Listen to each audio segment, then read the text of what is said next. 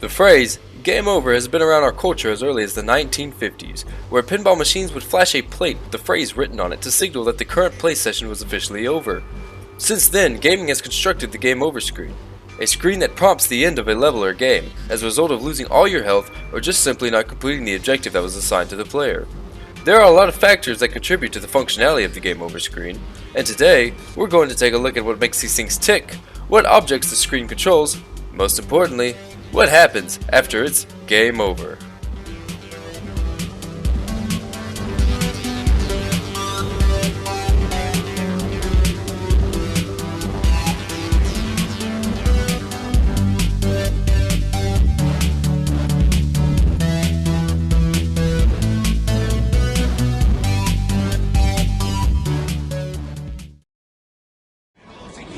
Charging, 3, 2, 1, clear!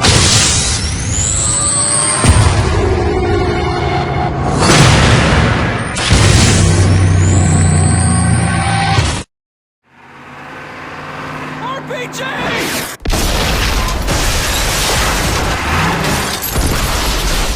Frost! Frost! Get switched on! We gotta move now!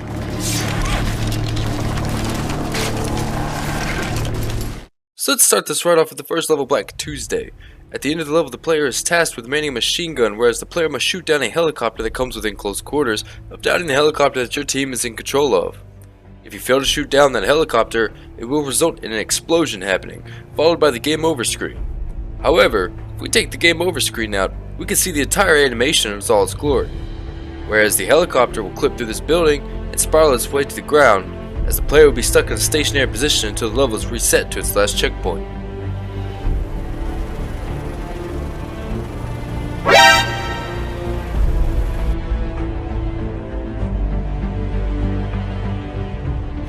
So the next level has a part where you get to take control of a boat and guide your team to a helicopter, that way you can escape the danger-filled waters. Speaking of danger-filled waters, there are portions of the level where you'll be forced into a slow-motion, quick-time styled event where you must shoot the explosive barrels on the back of this boat or else you fail the mission. If we take the game over screen away, we can see that there's still a way to escape this boat without blowing it to smithereens. Although you have escaped this event, touching the boat will still result in an instant death. Taking the game over screen away also reveals that there's no invisible walls keeping you boxed into this level, so you are free to explore the city to your heart's content. If we keep the game over screen frozen and avoid docking the helicopter at the end of the mission, we can see that the driver of the boat who stays behind ends up bailing out of his boat in a rather humorous fashion.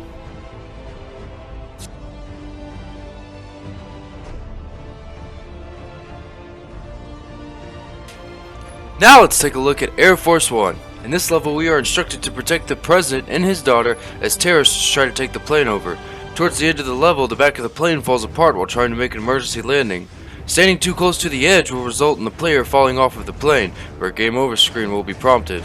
However, if we take the game over screen out, we can see that there's actually a fully animated cinematic where the player gets hit with a piece of plane debris from the crash.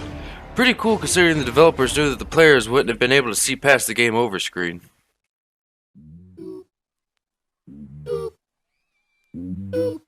So in this level, there's of course a rule that you are not allowed to open fire on civilians. Taking the game over screen out reveals that the civilians will drop straight to the ground at an almost unreal rate when fired upon. In the level Eye in the Storm, we can get almost the same result, except these civilians will just fall straight through the ground. There are certain expectations to player models. Some civilians will not die no matter what you throw at them, just like some cop cars are indestructible, while others can be taken out by a simple frag grenade. Going back to the level Mind the Gap, there's a part in the game where you take control of a father who's filming his family vacation at London before getting bombed in a chemical attack. Freezing the game over screen before the scene ends will show a red screen with a developer textured flag. This is most likely to let the developers know when the cutscene was over with, but then again, there's no telling. This is a very quick one, but in the level hostage situation, you can actually kill the hostage while your teammate is carrying him, and your teammate will continue to look like he's carrying him. This happens with Volk as well, except Sandman will continue to look like he's manhandling Volk. Once the animation is over, Sandman will freeze in his spot. Werribee is probably the most interesting case, as you can kill him, but this will result in him dropping to the ground for a couple of seconds, before getting back up and running away. All his NPC logic will be set to the default enemy of the level. However, Warby will not be able to react to you, instead he will only be moving back and forth through the building. So this one's pretty strange. Blowing your cover in this level will result in a game over screen. If you notice, Yuri exits the scope before the game over screen is activated. Now let's take the game over screen out. Turns out the animation you see before the level reloads is the same animation that plays once Makarov detonates the explosive in the building. However, this time, Soap doesn't tackle you out of the building, so it just looks like Yuri is jumping off the building to hit the ground. After that, the scene just stays with Yuri at the ground. There's no getting up and continuing.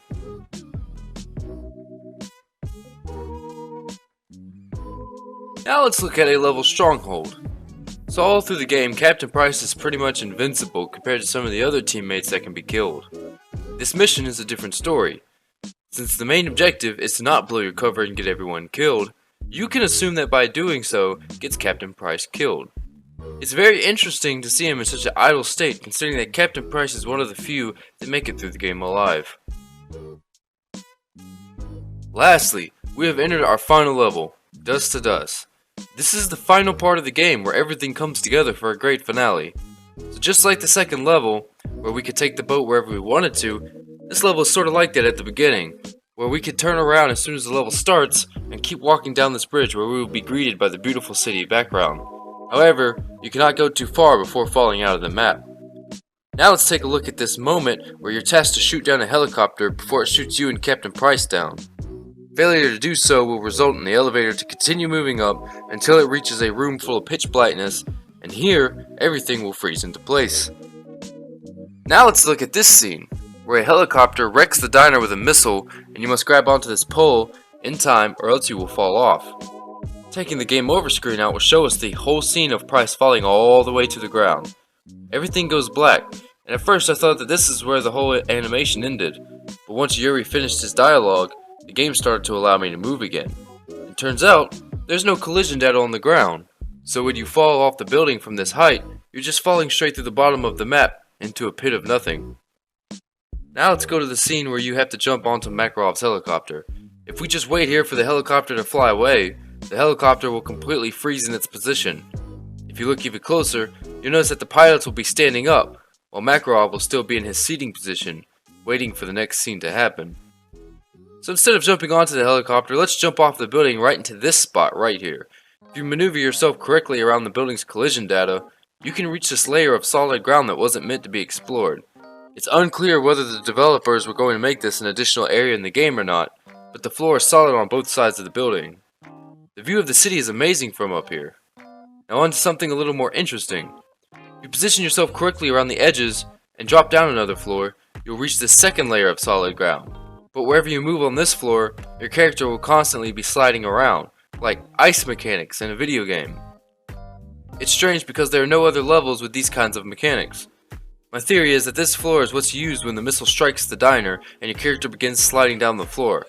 I think the developers just added it here because the object had to be present somewhere in the level before it could be placed elsewhere. And time for the grand finale. I have so much to talk about here, so in the final mission, whereas the scene you have to jump onto Makarov's helicopter and begin a real-time series of cutscenes where you have to kill the first pilot, kill the second pilot, and then drive the helicopter down onto the ground.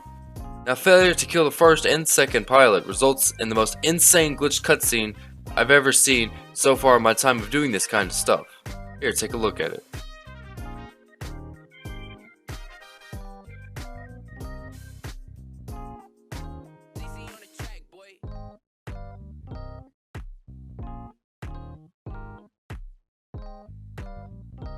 Whether you don't kill the first or second pilot, the scene still ends up the same. Now here's where shit gets really weird. After landing, you can still continue the end of the game. However, the camera will be shifted 95 degrees. So we can see where Yuri just magically appears into here. So finally, our last bit of detail will be Makarov himself. Failure to react to Makarov's actions during the real-time cutscene will render Makarov in either two positions. If you fail to attack Makarov in any given chance that you're told to, you will immediately jump into this shotgun pose, resembling him holding a shotgun despite holding a pistol. Bear with me. Now if you fail to grab his pistol, then he will just jump into his seating position as if he was sitting in his helicopter. Hey everyone, so thank you for watching this video. I hope you really enjoyed it, and don't forget to like, subscribe, and hit that little bell for notifications so you can be notified on my next video. Speaking of the next video, drop a comment on which game you'd like to see me do next. I'd really enjoy hearing what you guys want to see me take the game over screen out of. But as always, be real, be cool, and stay chill. I'll catch you all on the flip side.